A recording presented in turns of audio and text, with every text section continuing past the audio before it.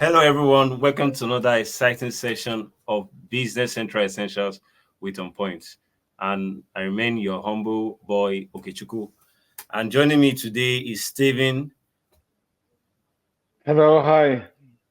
We're here in the third session of the currency series. Exactly. So we started with currency. We looked at currency exchange rate. And we want to also know that what is the benefit of currency.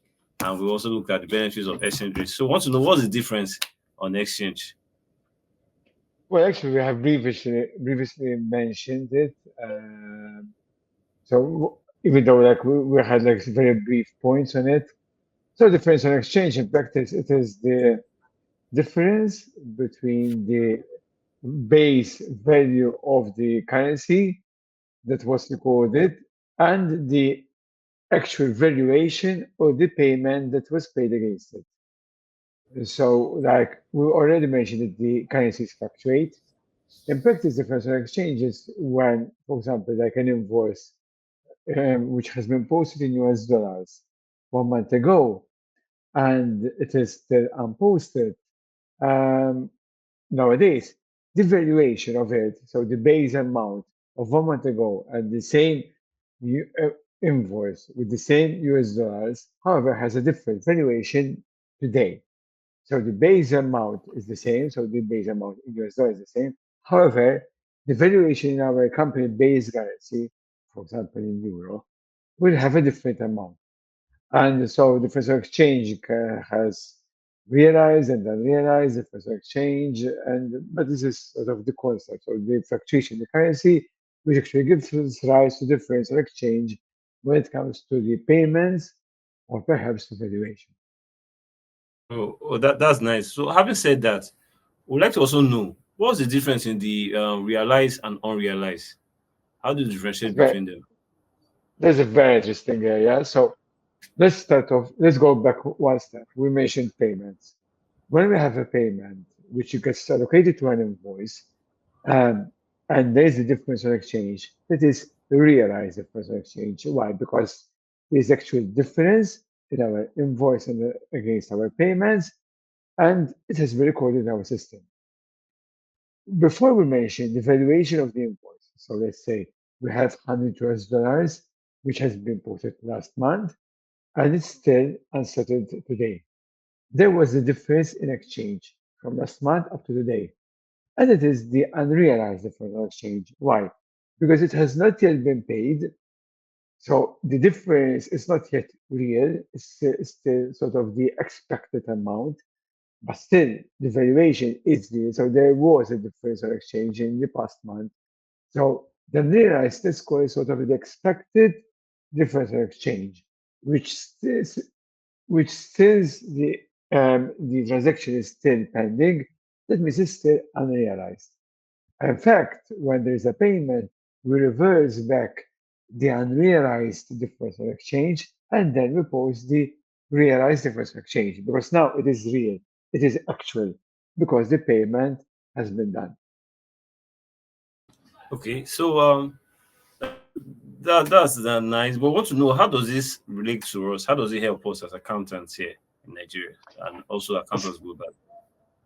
Well, very interesting because like the concept is quite complex by nature, right? Uh, so how does the system help us? So first of all, we have the automated currencies which come into play. So like we already mentioned them, that the system can actually help us to get the currencies on a daily basis, and this will ensure that our difference in exchange calculation is actually correct and precise. It also helps us to evaluate the pending payments. Let's bear in mind that when there is a realized difference of exchange, the payment gets allocated to the invoice, and therefore, then and then, the difference of exchange gets calculated. However, at the end of month, the process is more cumbersome and more complex because we need to go through each and every open transaction, be it in the customers and in suppliers, but also in our bank accounts, and we need to revalue um, our not balances but actual transactions, and that's where this is still coming into play because the concept is relatively repetitive.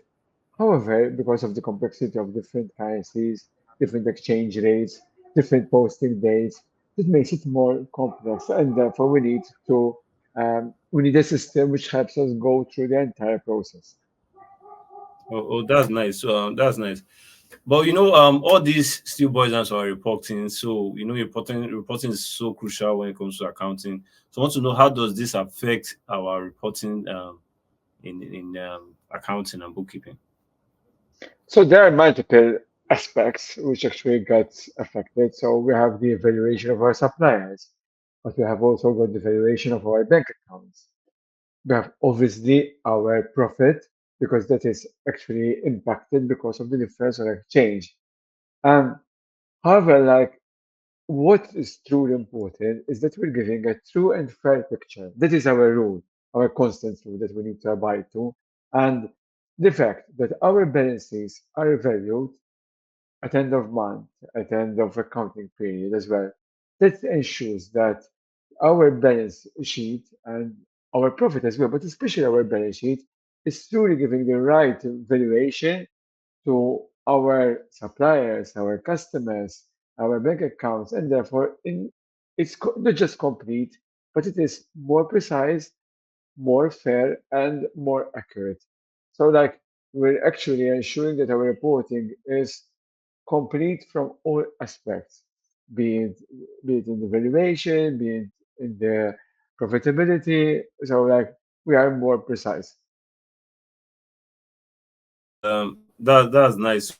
We have actually looked at some of these features, and I have a couple of friends that are even eager to see the real time demonstration of BC. So I know that we cannot do all of this now, but we know that in subsequent sessions we can have a walk on, look at the system, add-ons, and all that. Is there any Exactly. other? We have another planned session for it where we'll be discovering like more business centric focus. So we have already mentioned it quite a number of times. So next session will be like just focused onto that. So that like we've been talking about it, and next session will be we taking just one single aspect of it all and like just deep dive into it from a business standpoint point of view. We are still discussing exactly what it will be. Maybe it's an add-on or maybe it's business centric feature. But anyway, sort of we'll keep that for the next session. Exactly. So we actually appreciate everyone for joining this session, and we hope to see you all in the subsequent session of Business Central Essentials. So we're having more and more sessions, and more sessions. We keep delving and keep opening more features of Business Central. So thanks everyone for joining, and see you all in the next session of Business Central Essentials with Onpoint. Do have a great day. Bye.